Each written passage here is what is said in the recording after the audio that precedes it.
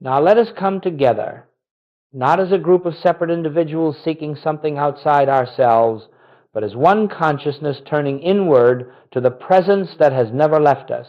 For this work we embark upon these 30 days of stillness is not a program, nor a discipline, nor an attempt to add spirituality to an already overburdened human experience. No, it is an awakening to what has been true from the beginning, that the life we are living is not our own, but the life of God expressed as our own being. We are not entering stillness to gain reward or escape the agitation of the world. We enter stillness because within every breath, within every moment of quiet receptivity, there is a revelation waiting to be made known. The presence that feeds the birds of the air and clothes the lilies of the field is the same presence that animates your very existence. And yet, although it is ever present, it must be consciously recognized before it can become the activity of your experience. You see, the world has taught us to look outward for peace, outward for supply, outward for direction, outward for safety. But the infinite way teaches us that all such seeking is a wandering in shadows. For that which we search for lies already at the center of our own consciousness. Therefore, these days ahead are not a journey outward, they are a return home, a remembering, a quiet lifting of the veil that seems to hide the truth of our being. If you will, think of this entire practice as a gentle turning within, again and again, to discover what has always been living you. Not effort, not strain, but a simple openness. Here I am, Father. Speak, for thy servant heareth. And as the mind becomes still, as the emotions quiet themselves, there emerges a sense of presence, soft at first, but unmistakable until we begin to realize that God has never been absent, never been silent, never withheld anything from his own expression.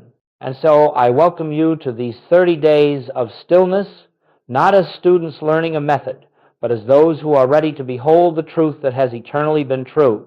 Let us walk humbly, gently, quietly into this inner sanctuary where God is revealed, not as a distant being, but as the very essence of your own I. Now, as we move deeper into this sacred work, let us understand the principle upon which the entire month rests. Stillness is not merely the absence of noise, nor is it a pause between the activities of the human day. Stillness is the doorway through which the invisible becomes visible, through which the presence reveals itself as the reality of our being. It is the state of consciousness in which the personal sense of I grows quiet enough for the true I, the Christ within, to be known. You see, as long as thought rushes, as long as fear clamors for attention, as long as the mind insists upon solving, improving, or defending the human picture, the deeper currents of spirit cannot be felt.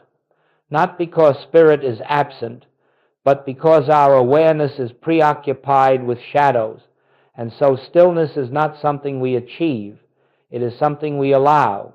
It is a resting, a yielding, a receptivity to that which is already here, already functioning, already perfect. Joel taught that true prayer is not petition. It is not asking for things, nor attempting to persuade God to act on our behalf. True prayer is listening, and listening can only take place in stillness. In the silence of the soul, the voice that speaks without sound begins to make itself known. It reveals that all power is one, that all presence is one, that all life is one. And in that realization, fear dissolves, lack loses its meaning, and the sense of loneliness evaporates like mist before the morning sun. Understand this: stillness is not a technique to improve the human condition.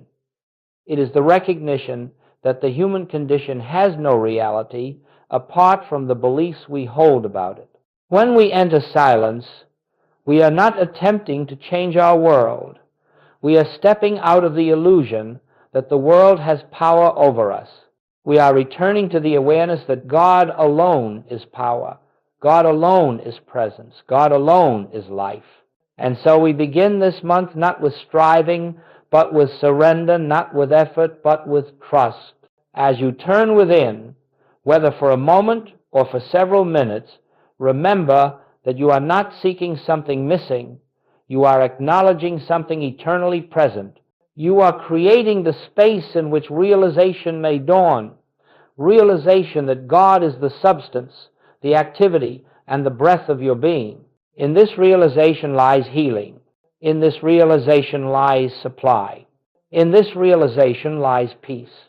Stillness is the door. Realization is the light that enters. Let us now turn to the first of our daily contemplations, the simplest and yet the most profound doorway to spiritual realization. Thou art here. These three words, when quietly acknowledged, have the power to lift the mind out of the realm of appearances and into the awareness of divine presence. They do not call upon a God far off, nor do they attempt to bring God into the scene.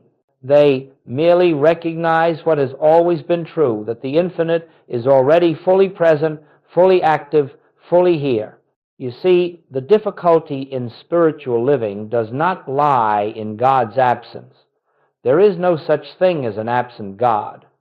The difficulty lies in our failure to be consciously aware of that presence. And so, throughout this month, whenever the mind becomes burdened, whenever the emotions stir, whenever the world presses upon you with its demands, simply pause and inwardly whisper, "Thou art here." Do not repeat these words as a formula or a mantra. Speak them as a recognition. Let them rise from the depths of your being, not from the surface mind. Say them softly within yourself, not to convince, not to compel, but to acknowledge. For in that quiet acknowledgement, something shifts. A subtle relaxation comes over you. The sense of striving eases. You begin to feel that you are not alone, that you never have been alone, and that the presence which sustains the universe is the very life of your own existence. Now, do not expect fireworks or sudden visions.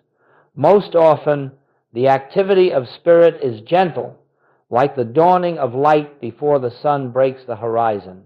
But if you will be faithful to this simple practice, you will soon notice that your reactions change. You become less disturbed by circumstances, less frightened by appearances, less tempted to take the burdens of the world upon your shoulders. The words, "Thou art here," create an opening, a clearing through which the awareness of God may enter. And understand this: the presence that is here is not merely near you or around you. It is within you. It is the very substance of your life. It is the intelligence that governs every function of your being. When you say, "Thou art here," you are not calling upon an external deity. You are recognizing the Christ within the I that I am. Try this often, for a minute or two, many times a day. When you rise in the morning, pause. Thou art here. When the thoughts race, pause. Thou art here. When you face a decision, pause. Thou art here. When you feel alone, misunderstood, weary, pause. Thou art here. Slowly the words will fade, and in their place will be a feeling, an inner assurance, a quiet peace, an invisible companionship. This is the beginning of the month's unfoldment, the first step into the sacred sanctuary of your own being.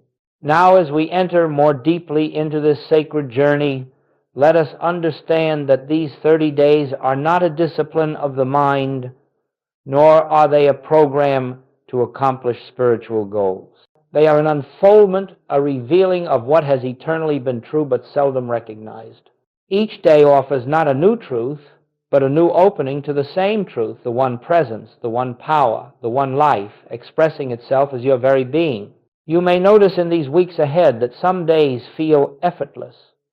A line such as "I and the Father are one" may lift your consciousness instantly into quiet assurance. On other days, the mind may resist, the emotions may stir, and the world may pull insistently at your attention. But understand this, both the easy days and the difficult ones are part of the same unfoldment. The surface mind may fluctuate, but the activity of spirit does not. It works within you whether you feel it or not. And so we use these 30 contemplative lines not as affirmations to change our human experience, but as invitations, doorways for the light within to shine more freely. Whether it is, I live, yet not I, or the kingdom is within, or my peace I give unto you, or I am the place where God shines forth. Each line carries within it a spiritual seed. You do not need to analyze it. You do not need to force understanding. You simply hold it gently in consciousness, like placing a seed in fertile soil. Then you step aside and allow the invisible to do its work. Throughout this month, approach each day with fresh receptivity. The truth never repeats itself in the same way. The mind may repeat words, but realization is always new, always living, always spontaneous.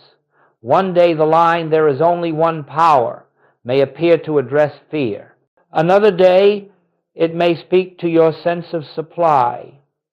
On yet another, it may dissolve the subtle belief that you can be separated from God for even an instant. You see, the power is not in the words.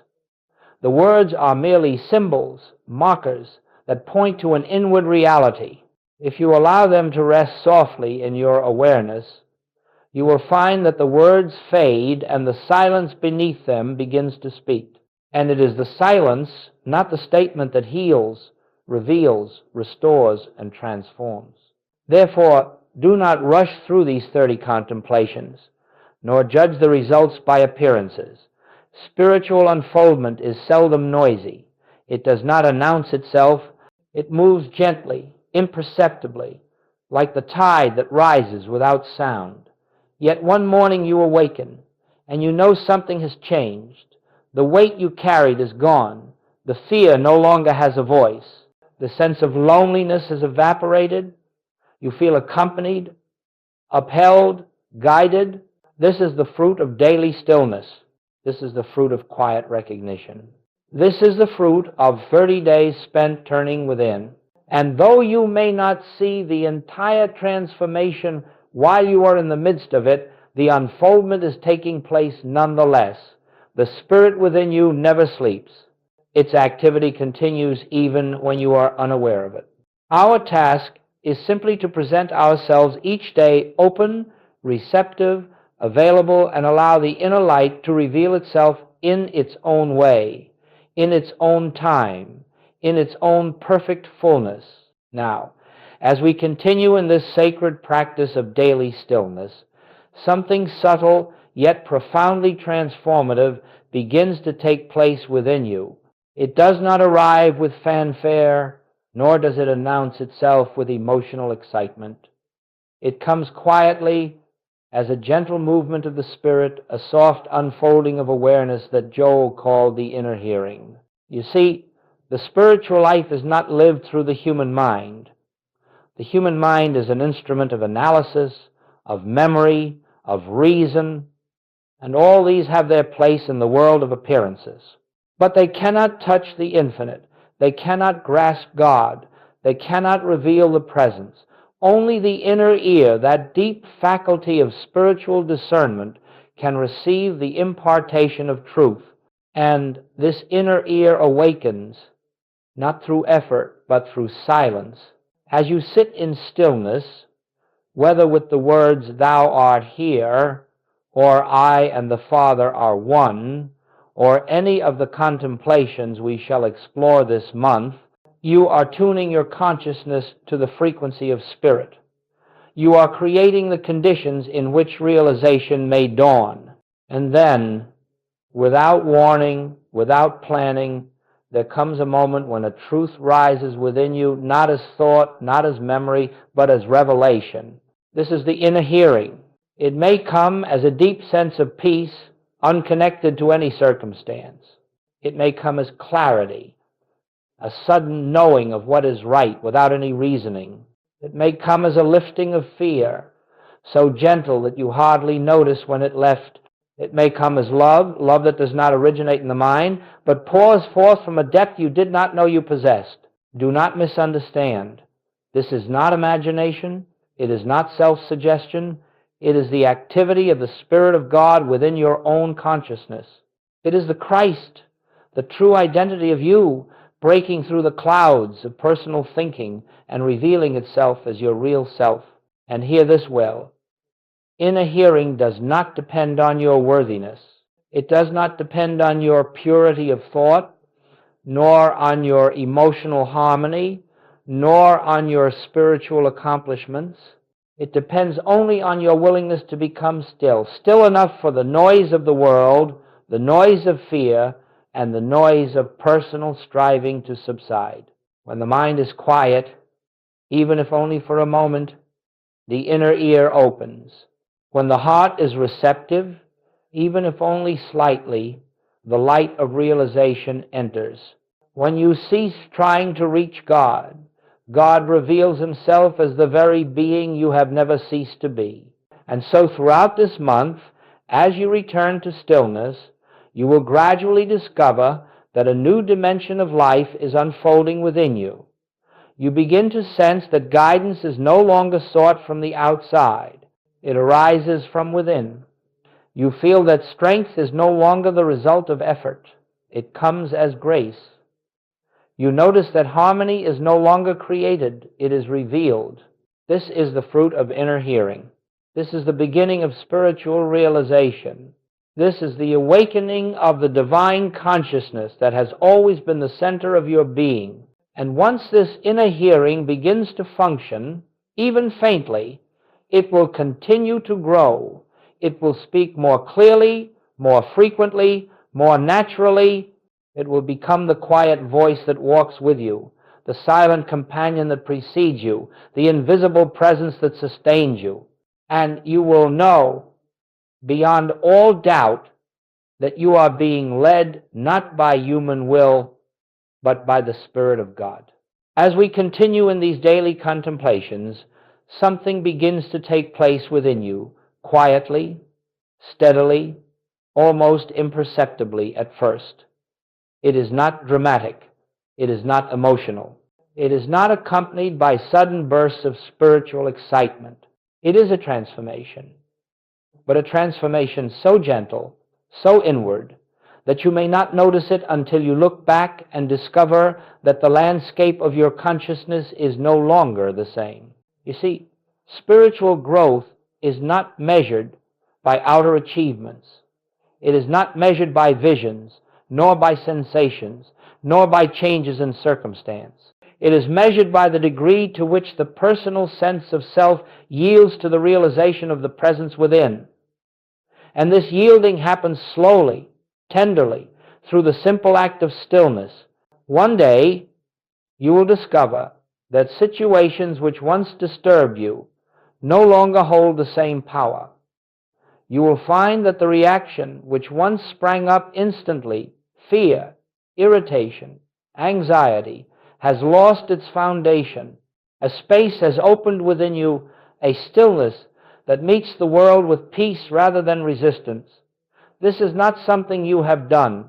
It is something that has dawned through grace.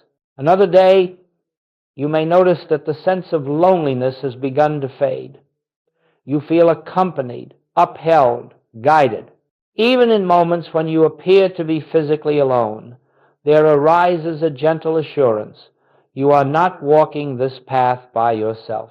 The presence that you have acknowledged in stillness reveals itself as the companion of every breath, the intelligence behind every step. You may also see changes in your sense of supply. You no longer look outward to people, circumstances, or opportunities as sources of your good. Instead, you begin to feel that supply is a flow, an unbroken, invisible rhythm of ideas, opportunities, and right activity flowing from within your consciousness.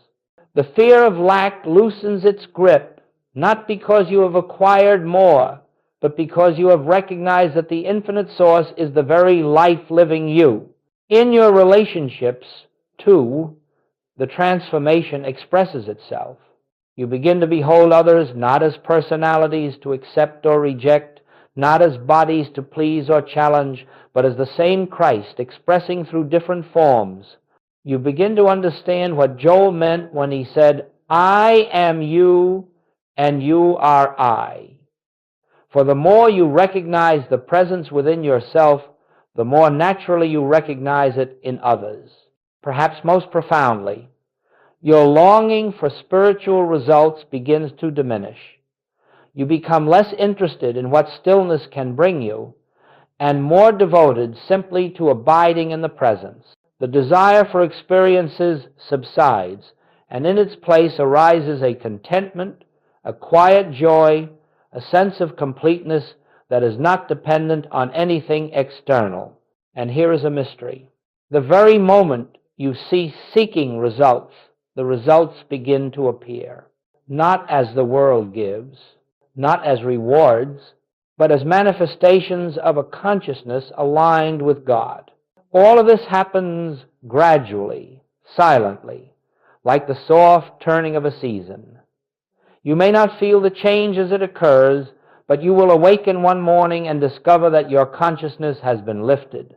You will realize that the peace you once pursued now rests upon you. The harmony you once sought now moves through you. The presence you once tried to find now reveals itself as the truth of your own being. This is the quiet miracle of these 30 days. This is the transformation born of stillness. This is the fruit of letting the inner light shine in its own effortless way. Now, as this month of devotion progresses, something very beautiful begins to occur. Stillness, which at first seemed like a practice, something you did for a minute or two, many times a day begins to live you. It ceases to be an activity and becomes an atmosphere. It becomes the invisible background of your life, the quiet undercurrent that follows you through each moment, each conversation, each decision. You begin to notice that the mind no longer rushes to solve or defend. It has lost interest in the frantic pursuit of human answers. A gentler movement has taken its place, a resting, a listening, an abiding, and this abiding presence becomes the very environment in which you live your days. You find yourself turning within, not because you must, but because the soul longs for the sweetness of that inner companionship. Joel often said that the infinite way is not a collection of practices or a code of teachings. It is a state of consciousness. It is the constant awareness of God as the only presence, the only power, the only life. Stillness is the doorway to that consciousness, and as you enter it again and again, the door becomes easier to find. At times, it will open before you even reach for it. You will discover that the Spirit takes the initiative, meeting you before you can call, answering before you can speak. And so prayer becomes effortless. Meditation becomes natural. You no longer try to get into the silence. Rather, you realize that the silence has always been there, waiting for your recognition. You cease striving for spiritual experiences. You cease seeking mystical states. The search dissolves. The seeker dissolves. And what remains is the presence of God quietly expressing itself as your own being. As this deepening continues, you will feel a profound shift in how you approach the world. You no longer bring truth into a situation to change it. You bring consciousness. You bring the awareness that God is already there. You walk into the meeting, the conversation, the challenge, the unknown, not as a human seeking divine help, but as the transparency through which divine harmony reveals itself. Stillness becomes the lens through which you behold the world. Stillness becomes the sanctuary you never leave. Stillness becomes the assurance that God is living your life, and this realization frees you. You no longer live by the clock or by external demands. You live by inner guidance. You move when the Spirit moves. You rest when the Spirit rests. You speak when the inner voice speaks. You remain silent when it is silent. Every action becomes an extension of the presence, not an assertion of the personal self. This is the point at which stillness has matured from a practice into a way of life. You walk in the world, but not as one burdened by the world. You move through human scenes, but not as one subject to them. You live in the awareness that the kingdom of God is not a future attainment, but the ground upon which you stand, the breath you breathe, the life you are. And so, beloveds, do not be concerned with how far you have progressed. Do not measure your spiritual maturity. Simply remain faithful to the inner turning, and the inner turning will carry you effortlessly into the deeper waters of realization. For it is not you who accomplish this work. It is the Spirit within you, fulfilling its purpose through the quietness of your surrender. Now, as we come toward the heart of this month-long journey, a deeper revelation begins to dawn, one so simple, so clear, so liberating, that it dissolves years of spiritual effort in a single breath. It is the realization that you are not the one living your life. God is the life that is living you. This is not poetry. It is not metaphor. It is not a comforting thought meant to reassure a troubled mind. It is truth pure, unadorned, unqualified. When the personal sense of I becomes still, when striving ceases and silence is allowed to permeate the soul, you begin to perceive that all the while, beneath the surface of your human doing, an invisible presence has been conducting the true activity of your life. Consider for a moment the way a flower opens in the morning sun. It does not try to open. It does not force itself to bloom. It simply yields to the invisible life within it. That life is its intelligence, its purpose, its direction. So it is with you. The life you believe belonged to your human personality has never been yours. It has always been the expression of the infinite made visible through you. When Joel said, "I can of mine own self do nothing," he did not speak of helplessness, nor was he confessing weakness. He was expressing the highest form of spiritual recognition that the personal sense of self has no power, no wisdom, no life of its own. And yet, when it yields, the divine self, the Christ, the I Am, shines through with effortless grace. In the stillness, you begin to sense this great truth. You notice that inspiration arises without your thinking. Solutions present themselves without your seeking. Strength appears without your effort. And you come to realize that all along, the Father within has been the source of your every breath, your every intuition, your every moment of harmony. This realization lifts a tremendous burden from your shoulders. No longer are you attempting to guide your own steps, to secure your own supply, to heal your own body, or to direct the course of your life. The responsibility is released not into chance, not into fate, but into the hands of the very presence that is living you. Life becomes a listening. Action becomes the natural expression of inner guidance. Prayer becomes a recognition rather than a request. Harmony becomes the atmosphere in which you live. And with this realization comes an even greater truth. The problems you thought you had were never yours to solve. They belonged to the personal sense of self, which was never your true identity. As the false sense dissolves in the light of this realization, the problems dissolve with it. Shadows vanish when the light appears, not because they were overcome, but because they were never real to begin with. This is why Scripture says, "It is the Father within me who doeth the works." It is not a statement of humility, but of spiritual fact. When you yield to this inner activity, you do not become passive. You become transparent. You become the place where God shines forth, the instrument through which divine harmony is made visible on earth. And so, with each day of stillness, with each gentle turning within, with each quiet acknowledgement of Thou art here, you are preparing the way for this realization to take root. You are loosening the grip of the personal sense of self and allowing the true self-God being, Christ awareness, to emerge as the reality of your life. This is the great transition of which the mystics speak, the shift from being a creature trying to reach God to being the expression through which God lives, His own infinite life. It is not a future attainment. It is the truth of you now, awaiting only your recognition. And now, as we bring this unfolding to its gentle close, let us remember that spiritual work never truly ends. It does not conclude with the final word of a lecture or the closing of a book. For the activity of spirit is continuous, ceaseless, and eternal, and it moves within you whether you are aware of it or not. The stillness you have touched in these contemplations is not confined to these moments. It is the very ground of your being, ever present, ever available, awaiting only your recognition. Beloveds, take with you this simple assurance.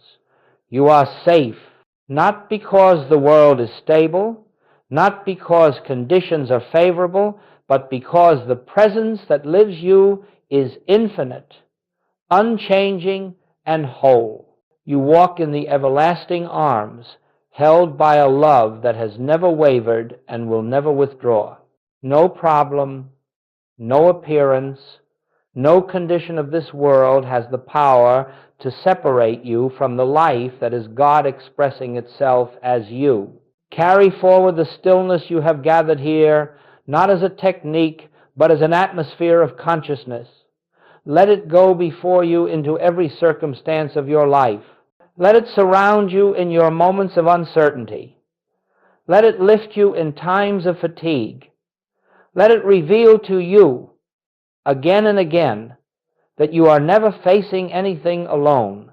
The presence walks with you as your own being, and it knows the way. When the mind grows noisy, return for just a moment to that awareness we have practiced. Thou art here. When fear whispers its illusions, answer softly, I and the Father are one. When you feel the weight of the world, remember, I am the place where God shines forth. Let these words become gentle reminders, not affirmations of something hoped for, but recognitions of what already is. As you continue beyond these 30 days, you will find that the inner hearing grows clearer, the inner peace deeper, the inner guidance surer. You will discover that the life you are living is not yours to manage, but yours to behold as the unfolding of divine grace, and you will walk through your days not as one struggling to reach God, but as one in whom God is already living, already expressing, already fulfilling His own infinite purpose. And now, let us rest for just a moment in the silence together, not to seek, not to ask, not to accomplish, but simply to be and to know Thou art here. All is well. Peace abides. May the grace of the infinite go before you. May the light of the Christ shine within you. And may the presence that is your very life be revealed to you more deeply with every passing day.